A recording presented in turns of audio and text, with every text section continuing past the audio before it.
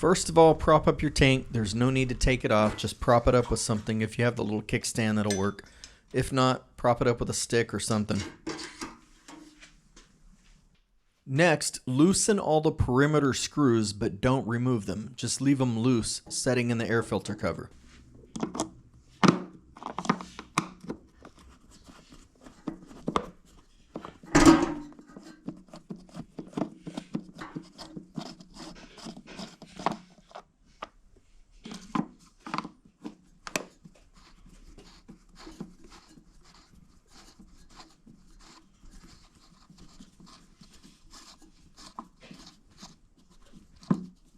There's one more screw right in the middle of the air filter cover. You gotta loosen that one, leave it there too.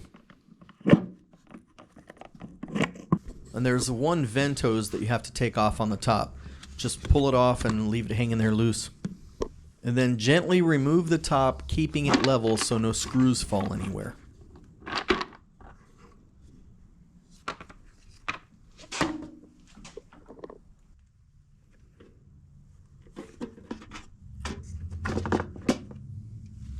And I recommend replacing it with the stock paper filter. I don't use K&N filters on stuff that I want to keep for a long time. If I was racing and I wanted a tiny bit more power and I didn't mind rebuilding the engine all the time, then I might use a K&N, but I want stuff to last a long time, so I just use the paper filter.